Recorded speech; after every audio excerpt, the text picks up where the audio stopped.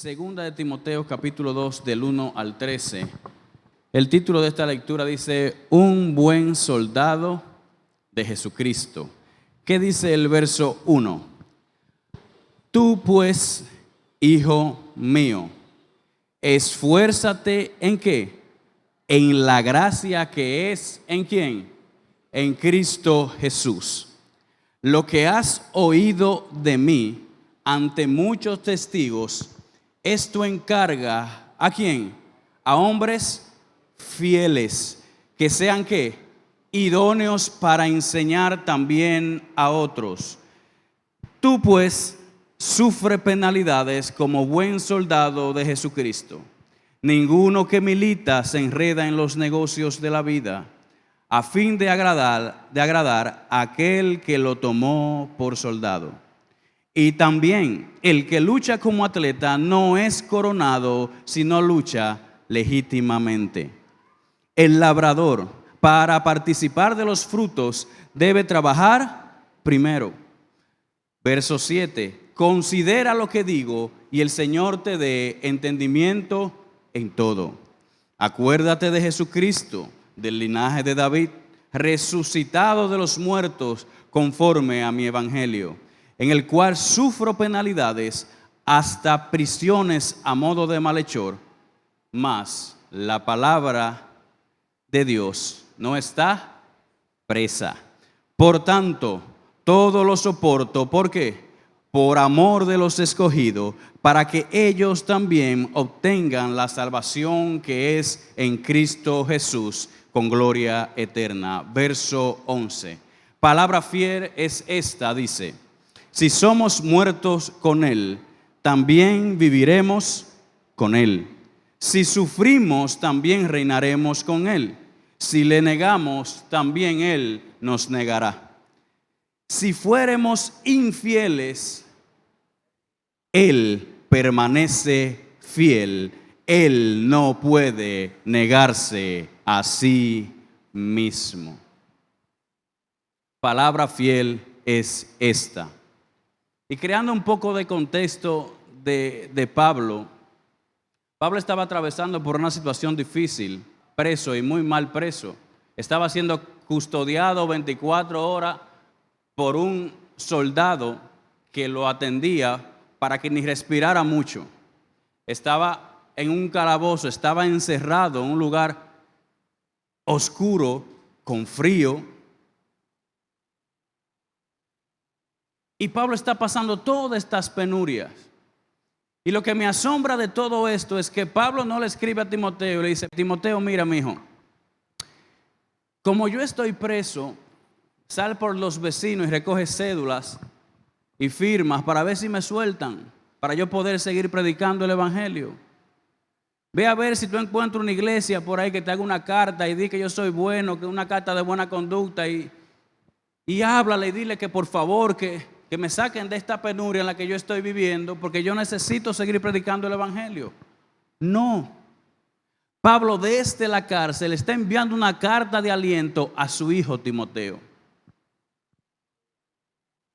Y el panorama que se pintaba en todo el acontecer social de aquel tiempo era que había valores distorsionados, habían compromisos engañosos, habían pensamientos confusos, habían conceptos erróneos y peligrosos, había mucha filosofía humana. Como resultado, todo el mundo romano en ese tiempo estaba a punto de estallar en una violenta guerra. En el este había comenzado una guerra judía. Todo eso acabó al final que el templo fue destruido. Todo el mundo era llevado cautivo y Pablo era uno de esos. Cada quien seguía su propio concepto. Había mucha filosofía, había muchos conceptos errados en aquel tiempo. Pero lo que me sorprende de todo esto a mí es no era que solamente en esa época. Hoy en día estamos viviendo la misma situación. También hay muchas otras manifestaciones hoy en día. a medida que la desesperación se extiende como un manto por todo el mundo, los jóvenes hoy pierden la esperanza. No ven ninguna razón por la cual deban mantenerse con vida. Muchos jóvenes hoy se entregan a la muerte, se quitan ellos mismos la vida. También tenemos otras muchas manifestaciones: abuso infantil, pornografía generalizada al aire libre, atracos, violaciones, estudiantes que parecen no aprender nada en el sistema educativo en el que estamos. Y todo esto pinta un panorama en el que usted y yo podemos pensar: ¿y qué estamos haciendo nosotros en esta tierra si todo está de mal en peor? Usted y yo no estamos ajenos a lo que está pasando. Escuchamos de atraco, de robos, de violencia, de maltrato, abusos por doquier. Pero hay una gran pregunta, y es a la que le vamos a dar respuesta en esta mañana. ¿Cómo podemos nosotros guardar la verdad en un mundo que se está perdiendo, en un mundo que le está llamando a lo bueno malo y a lo malo bueno? ¿Cómo usted y yo podemos guardar la verdad en un mundo que se está derrumbando? ¿Cómo usted y yo vamos a hacer frente a todo aquello que dice que lo malo está bien? Donde hoy es más importante una noticia de un cantante varón besándose con otro cantante varón. Donde es más importante hoy resaltar palabras obscenas en una canción o en una película. Eso es mucho más importante. Qué buen trabajo está haciendo fulano de tal. ¿Cómo vamos nosotros a enfrentar este sistema que se nos está presentando hoy en día? Y lo que acabamos de leer le da respuesta a todas estas preguntas que nos estamos haciendo esta mañana. Y es probable que usted se esté pensando: yo vine hoy a gozarme en el Señor, ¿por qué me están hablando de todos estos problemas? El Señor nos está inquietando, iglesia, a que salgamos de nuestro confort, de nuestra zona de confort. Debemos de manifestar a Cristo, no mañana, es ya, ahora. Muchos de nosotros ya estamos creciditos, estamos grandes, quizás muchas de esas cosas no nos afecten, pero tenemos hijos pequeños. Y no podemos dejar que este sistema quiera educarnos y quiera criar a nuestros hijos. Quien va a educar mis hijas en mi casa y lo que puedan aparecer en el futuro, quienes los van a guiar, es la palabra del Señor.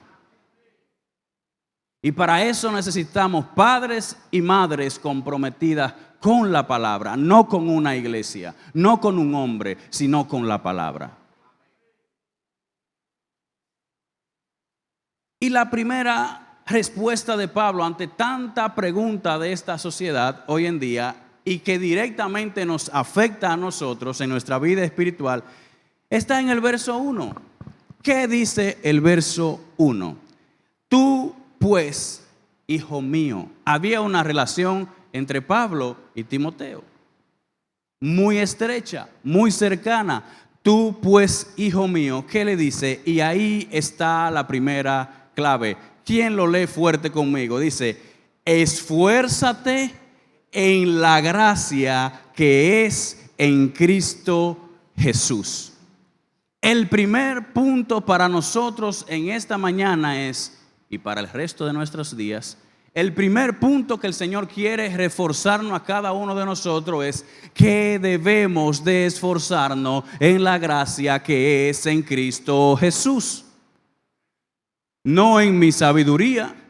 Yo no me debo de esforzar en tener una buena relación, amistad con un amigo.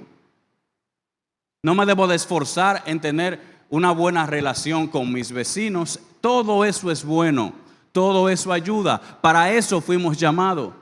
Pero en lo que yo me debo de esforzar, poner mi empeño, poner mi fuerza, ser diligente, es esforzándome en la gracia que es en Cristo Jesús.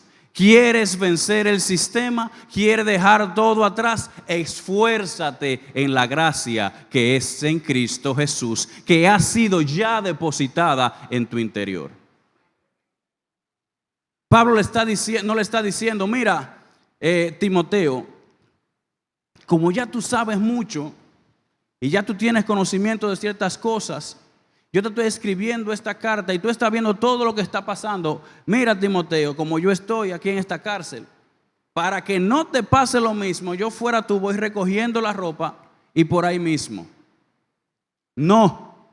Pablo desde la cárcel le está diciendo a Timoteo, esfuérzate en la gracia. Y si esto era un hombre que estaba preso y mal preso y que le faltaban pocos días para que le volaran la cabeza, y él lo sabía lo que le esperaba, y este hombre con esta certeza y con esta seguridad le dice a su hijo en la fe y le dice, esfuérzate en la gracia que es en Cristo Jesús, es porque este hombre tenía la certeza que lo que pasara en esta tierra con su cuerpo natural no importaba, porque él sabía que él tenía una eternidad con Cristo que era mucho más valiosa que esta carne, que era mucho más valiosa que las dificultades que podemos estar viviendo en este mundo. Y él le está diciendo, mi hijo Timoteo, esfuérzate en la gracia que es en Cristo Jesús. Iglesia, no te estoy diciendo en esta mañana que te esfuerces en tu sabiduría, que te esfuerces en tener un buen trabajo, que te esfuerces por tener muchas cosas materiales. La palabra de Dios te está diciendo en esta mañana, esforcémonos en la gracia que es en Cristo Jesús. ¿Por qué tenemos tantas cosas distorsionadas hoy? Porque no hemos estado esforzando en cosas que no tienen que ver con la gracia que es en Cristo Jesús. Estoy seguro que si en ese tiempo Pablo hubiese encontrado otra alternativa o otra salida a esto, Pablo también se lo hubiese escrito. Estoy seguro que si Pablo no estaba consciente de lo que él estaba escribiendo, le hubiese dicho, mira, la gracia no me dejó nada. Olvida todo lo que yo te enseñé, olvídalo. No. Dice, mira, yo estoy a punto de partir de esta tierra y gracias a Dios que voy a salir de este cuerpo pecaminoso. Ahora, esfuérzate tú, le dice. Esforcémonos, hermanos, pero en la gracia. Que lo que yo vaya a hacer, que mi esfuerzo, que la poca fuerza que yo pueda tener, pueda yo implementarla en su gracia, en su favor y en su misericordia. El segundo punto, hermanos, es que Pablo le resalta a Timoteo en esta carta, y hoy el Señor nos lo está resaltando a nosotros, es el verso 2. Dice, lo que has oído de mí ante muchos testigos. O sea, Pablo no solamente le predicaba a Timoteo, está diciendo, todo lo que tú escuchaste que yo hablé delante de muchas personas, que tú sabes lo que es y otros saben también lo que es, todo esto encarga a hombres que, ¿me siguen? Hombres fieles. ¿Y qué más?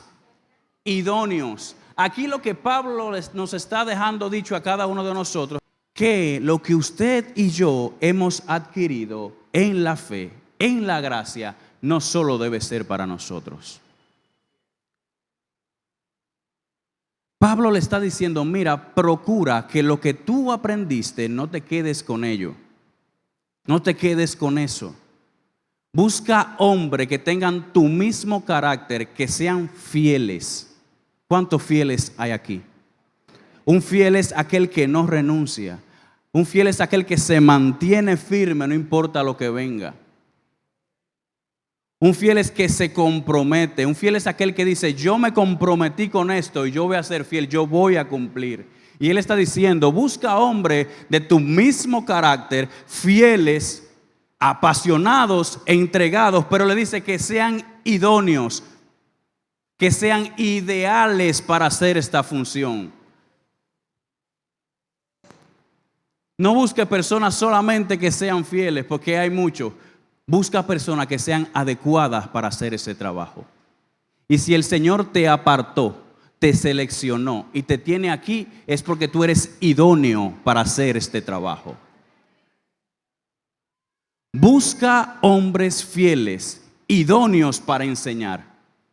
Lo que el Señor nos está diciendo en este segundo punto, en esta mañana, es que seamos idóneos, que seamos fieles y que no nos quedemos con lo que estamos aprendiendo aquí, sino que lo demos a otros. Usted está contento con lo que ha recibido, ¿verdad que sí? Yo estoy contento. Tengo 2 niñas hermosas, tengo una esposa, tengo mi familia. Gracias a Dios tengo mis padres ahí. Lo tengo a todos ustedes. Estoy contento no solamente por todo lo material que Él me ha podido dar. Tengo su gracia, tengo su favor, su perdón, su misericordia para conmigo. Entonces yo, ahora teniendo todo esto que el Señor me ha dado, yo lo voy a compartir con otros. Y Pablo le está diciendo aquí a Timoteo, mira, esfuérzate en la gracia, pero no te quedes solamente con eso, dale a otros. Busca hombres y mujeres que puedan regar todo esto en la sociedad, para que el sistema no siga haciendo daño, para que lo que el hombre cree que es bueno no lo siga creyendo, sino que entienda que esta es la verdad, que este es el camino y que en Él tenemos vida. Amén. Primer punto fue, esfuérzate en la gracia. Y el segundo es que debemos compartir y sembrar, encargar a otros y llamar a otros al reino de Dios. Amén. El tercer punto, y esto también abarca el cuarto, es el verso 3. ¿Quiénes me van siguiendo? Verso 3. ¿Lo tienen por ahí? ¿Qué dice el verso 3? Tú pues sufre penalidades como buen soldado de Jesucristo. El verso 4. Ninguno que milita se enreda en los negocios de la vida a fin de agradar a aquel que lo tomó por soldado. Y también el que lucha como atleta no es coronado, sino lucha legítimamente. Verso 6. El labrador, para participar de los frutos, debe trabajar primero. Y empiezo con lo que es un soldado. Vemos que la palabra aquí nos está comparando a nosotros con un soldado. Y gracias a Dios por las películas de guerra que existen hoy en día, porque son muy reales. Un soldado no va para un picnic, no va de pasadía para un campo. Un soldado no sale a ver las bellezas de otros países. Un soldado sale a matar o a que lo maten. Y el Señor te está diciendo en esta mañana y nos está diciendo a nosotros en esta mañana que usted y yo somos soldados, que militamos para Él. Y nuestra función es agradar a aquel que nos enlistó, aquel que nos llamó, aquel que nos enganchó, como decimos aquí. Un soldado no está allí con un rifle a ver si dispara rosas. ¿Verdad que no? A la guerra se va a morir, a entregarse, a pelear. Y todo soldado va seguro que va a ganar, pero también va consciente de que puede perder la vida. Y el Señor te está diciendo en esta mañana a ti, tú pues sufre penalidades. Aquí está hablando de sufrimiento. Y un soldado tiene que sufrir. Pablo está diciendo que el cristiano se enfrenta a lo mismo.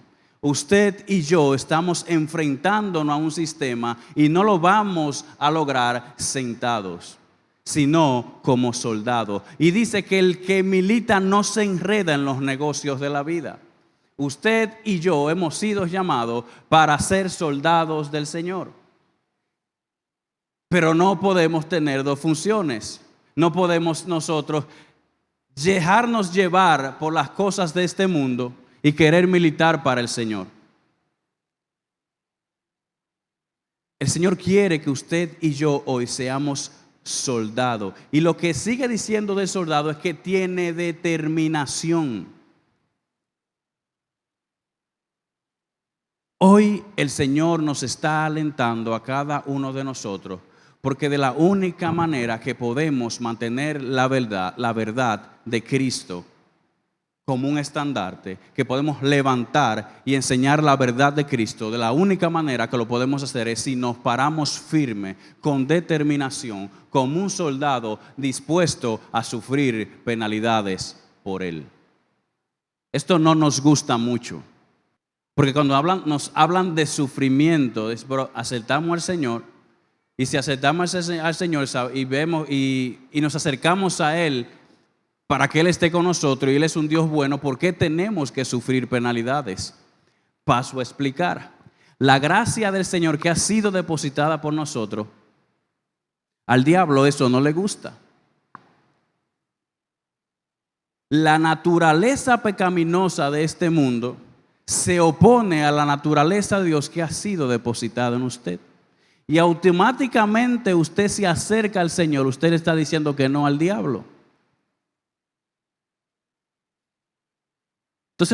Entonces automáticamente usted le dice que no al diablo, usted le está declarando la guerra. Por eso el diablo, el que está en el mundo, si necesita dinero, le da dinero. Necesita carro, le da carro. Necesita casa, le da casa. ¿Por qué? Porque está en su bando. Este es de lo mío. Pero usted y yo, desde que la gracia de Cristo es depositada en nosotros, nos hacemos enemigos automáticamente. Entonces la gracia de Cristo que está en usted se opone a lo que en el mundo se está manifestando hoy en día, y es lógico que usted y yo suframos penalidades. Entonces lo que Pablo está diciendo aquí es, está bien, vamos a sufrir penalidades, pero hay una esperanza. Hay una esperanza. El dolor que estamos pasando, esto hasta un día. Lo que podamos estar pasando en nuestra carne hoy, si estás adolorido, si estás enfermo, si no tienes trabajo, todo esto es hasta un día. Estamos militando, estamos parados como soldados de Cristo, enfrentando todo sufrimiento porque sabemos que nuestra corona es mucho más gloriosa. Pablo no lo está comparando con cualquier cosa. Con un soldado, con la guerra. Y siempre vamos a mantener la guerra. Si ha sido depositada esa gracia en ti, estaremos en guerra, hermano. No vine hoy a pasarte un pañito tibio y decirte, todo esto va a ser color de rosa. Ya tú acertarte al Señor y mira. Y vivimos y hemos vivido, hermanos, erróneamente en una burbuja, pensando que el que acepta al Señor se le entrega una lamparita de Aladino. ¿Saben cuál es la lámpara de Aladino, verdad? Dice, mire, usted aceptó al Señor, ve esa lámpara. Cuando usted tenga dificultad, sóbela 3 veces y de ahí va a salir un genio. Usted le va a pedir 3 deseos. Y de una vez la gente, ¡dinero! No.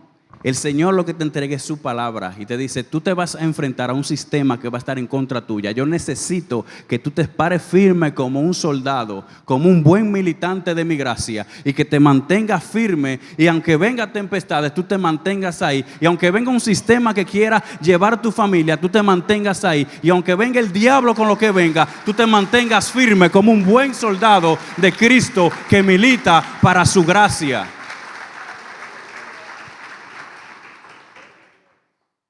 Lo que tiene el Señor preparado para ti es mucho más grande, es mucho más glorioso. La eternidad con Él no se compara con ningún sufrimiento que usted y yo podamos estar pasando en este día.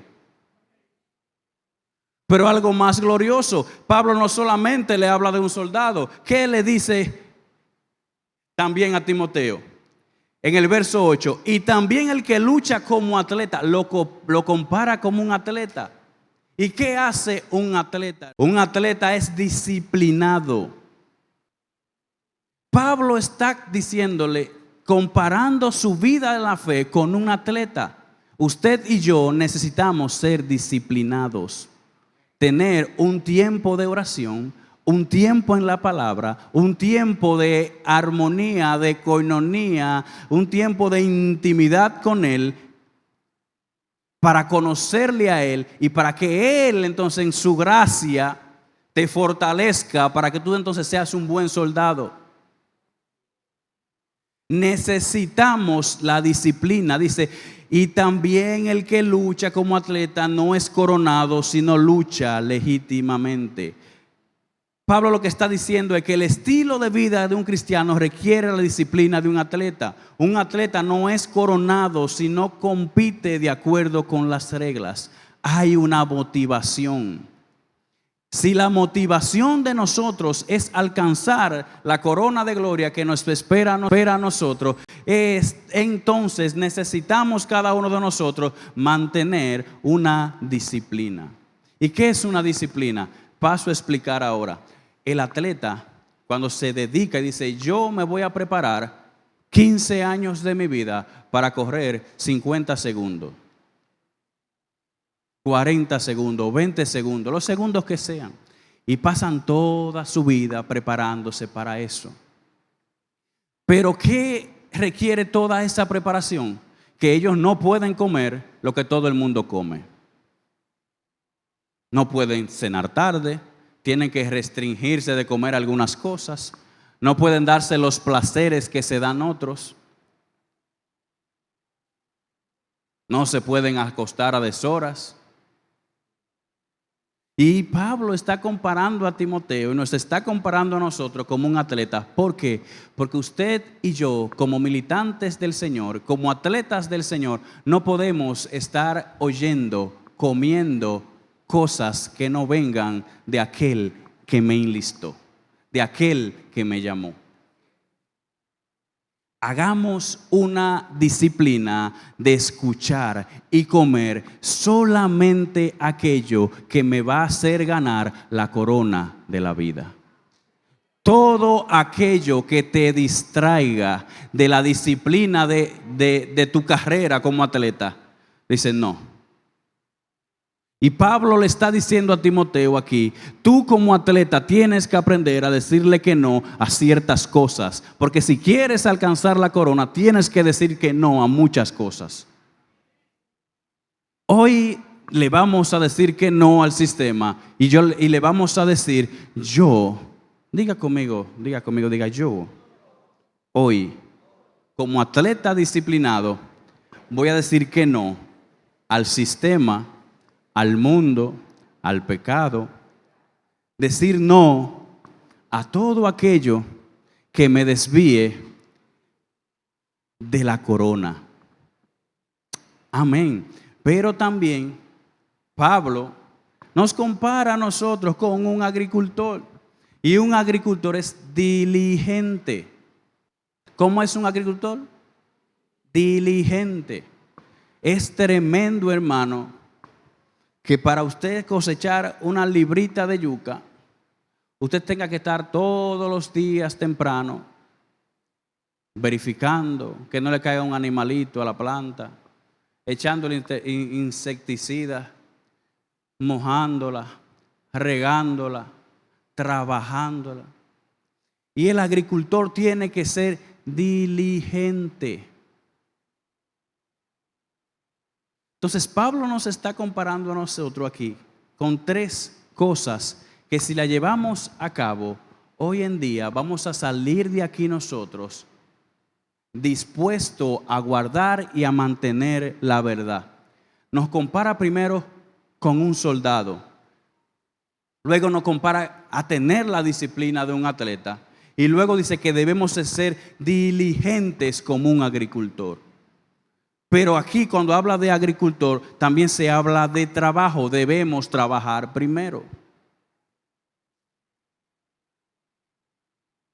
Hoy en día nuestra sociedad pienso que está viviendo en un microondas, donde entran la comida, 3 segundos, caliente. La juventud de hoy en día quiere todo fácil. Y perdóname que se lo diga así, pero es la realidad. Ya nadie quiere trabajar. Es increíble, yo nunca en este país había visto letrero de que digan se solicita empleado. Nunca lo había visto. Y en estos últimos 2 años, donde quiera que voy, se solicita empleado, se solicita empleada, se solicita personas que sepan hacer esto, se solicita aquello, porque nadie quiere trabajar. Y esa es una de las luchas que tenemos usted y yo hoy. Tenemos que trabajar primero para entonces disfrutar de los frutos. Los frutos no nos van a llegar a la casa sentado.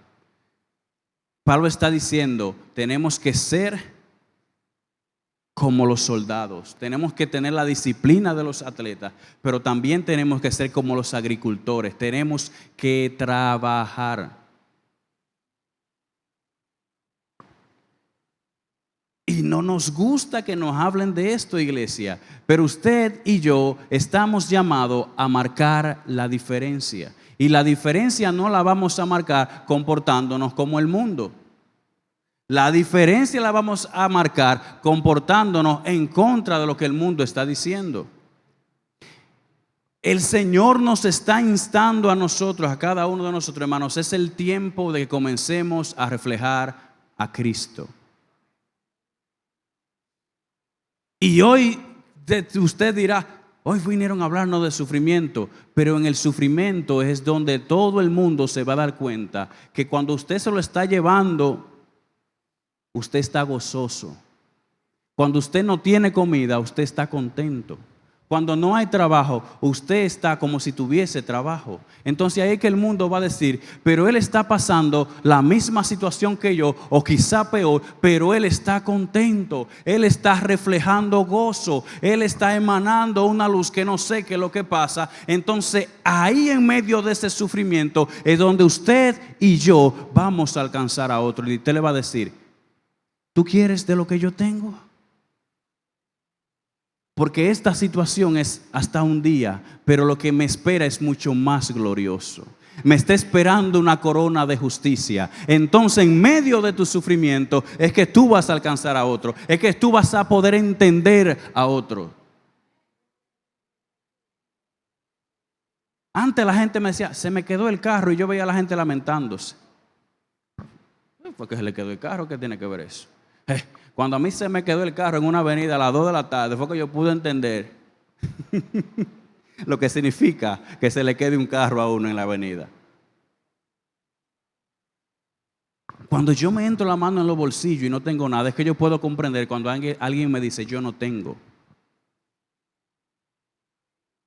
Cuando usted y yo pasamos por dificultades, es que aprendemos a ponernos en el zapato de mi hermano.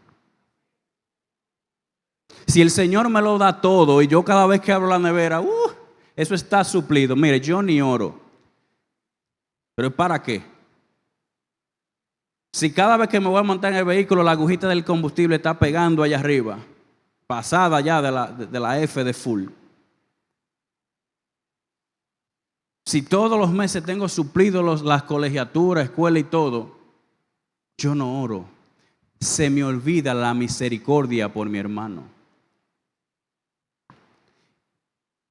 Y en las dificultades y las pruebas es que entonces cuando un hermano me dice me está pasando esto y esto, yo puedo comprender su corazón y comprender la dificultad por la que está pasando.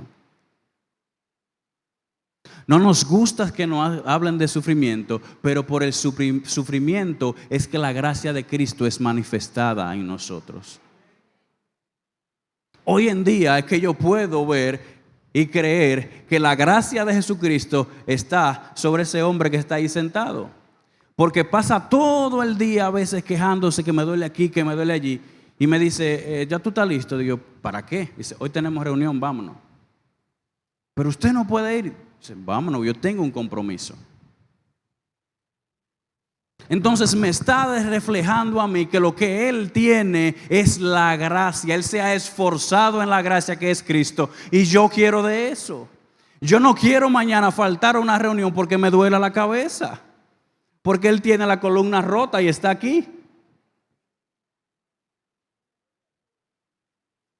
Cuando el mundo lo vea a usted económicamente acabado, familiarmente acabado, pero que la gracia de Cristo esté depositada en usted, ahí es que el mundo va a decir verdaderamente que este hombre no es normal, no es de esta tierra, la gracia de Cristo está sobre él.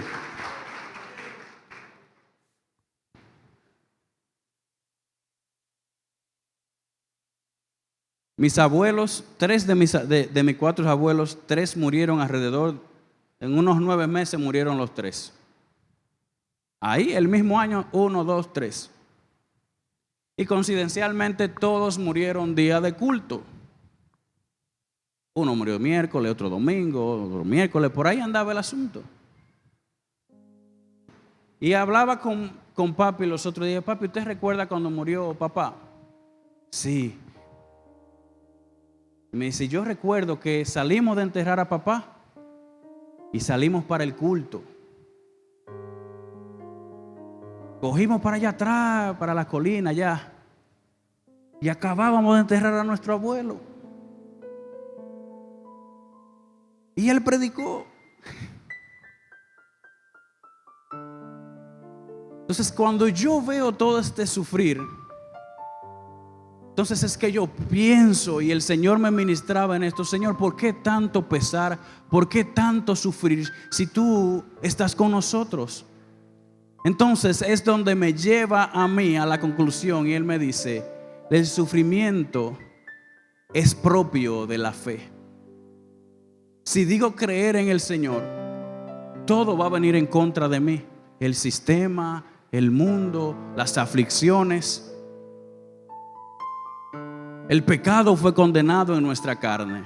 Y nosotros debemos estar contentos mejor cuando nuestros días finales se estén acercando, porque entonces vamos a comenzar una vida eterna en gloria, coronado en gloria con Él.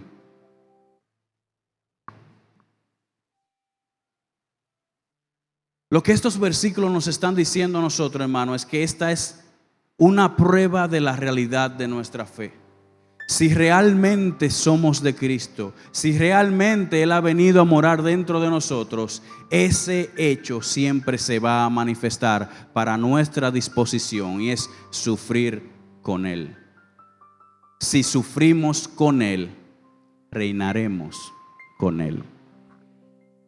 Porque Él mismo pudo haber derrotado al pecado sin tener que morir, pero Él nos enseñó sufrimiento, y por medio de ese sufrimiento vamos a reinar con Él. Si decimos somos uno con Él, también sufrimos con Él. Pero ya para ir terminando, en el verso 7, vamos a ver del verso 7 en adelante las bendiciones que acompañan el servicio cristiano. Porque esto no es solamente sufrimiento. Dentro de este sufrimiento hay cosas que el Señor nos da, que el Señor bendice nuestras vidas. Dice: considerad lo que digo, el verso 7, y el Señor te dé entendimiento en todo. Pablo está diciendo: medita en la palabra, piensa en la palabra, aférrate a la palabra, y el Señor te va a dar entendimiento. El sufrimiento nos va a dar a nosotros entendimiento. Pero procuremos que ese sufrimiento sea por la fe en Jesucristo. Amén. Segundo beneficio, verso 8. Acuérdate de Jesucristo, del linaje de David, resucitado conforme a mi evangelio, dice Pablo. Acuérdate del Señor Jesucristo. Aquel que dijo: toda potestad me es dada en los cielos y en la tierra, es aquel que está con nosotros en medio de nuestro problema. Aún estemos en dificultades, acordémonos de nuestro Señor Jesucristo, porque Él venció la muerte. Verso 9 y beneficio número 3 dice: en el cual sufro penalidades, hasta prisiones como malhechor. Pero mire qué beneficio tan glorioso y qué ventaja tenemos, y es que la palabra de Dios nunca está presa.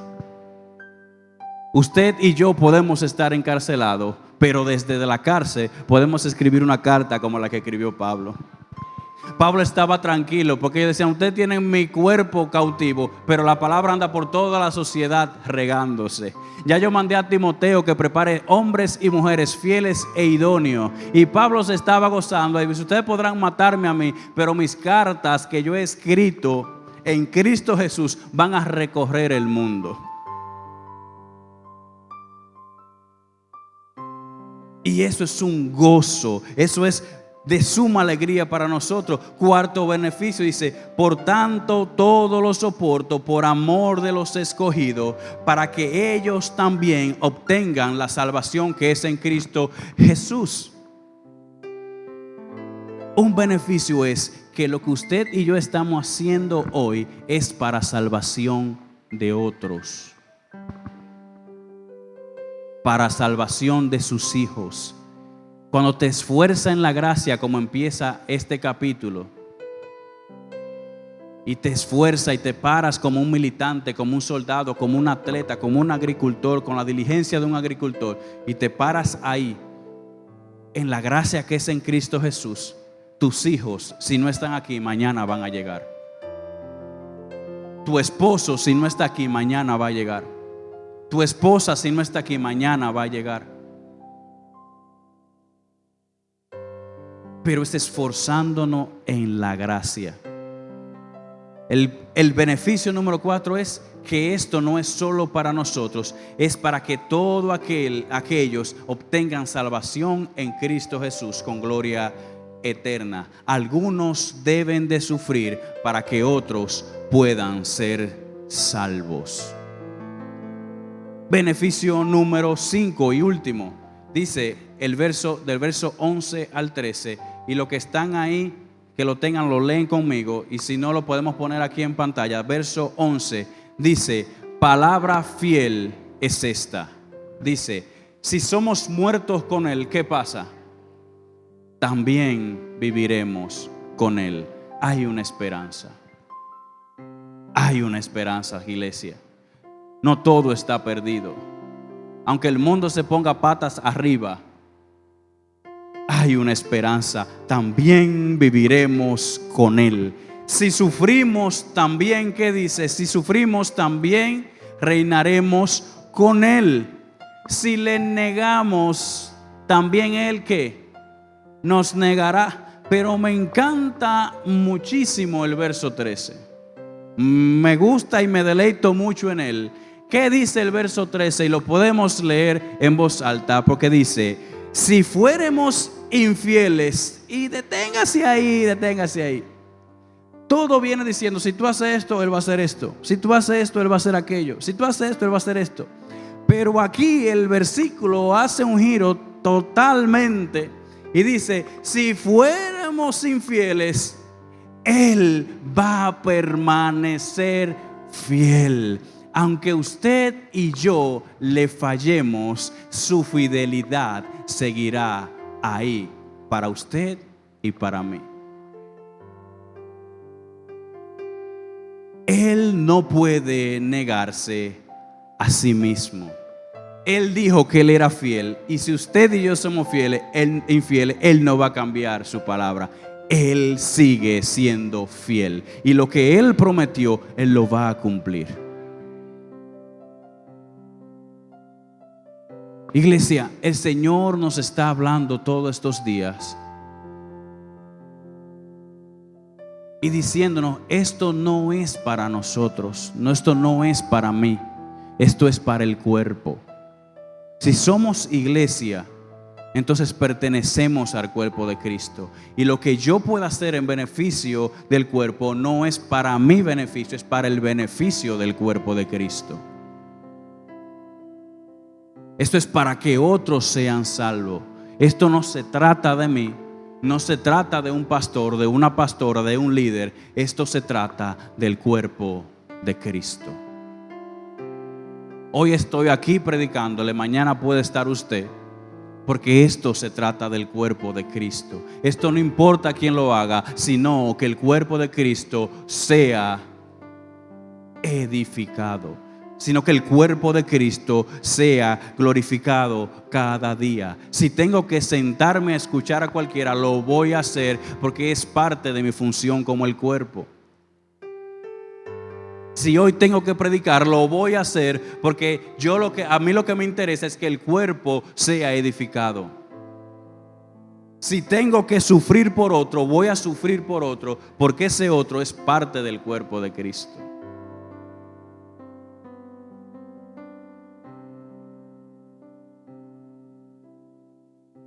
Estos son los tiempos que prueban la realidad de nuestra fe. Si nos mantenemos firmes o caemos, determinará si realmente tenemos la gracia de Cristo. Y si nos sometemos a la necesaria dedicación de un soldado, a la disciplina de un atleta y a la diligencia de un agricultor, para que podamos ver los resultados abundantes, cosecha para la gloria de Dios. Esa es la vida cristiana a lo que hemos sido llamados. Y quiero compartir una frase que va de la mano con todo lo que hemos estado hablando en esta mañana. Y es: si triunfas sin sufrir, es porque otro ha sufrido para que tú triunfes. Si sufres sin triunfar, es para que alguien detrás de ti triunfe sin sufrir.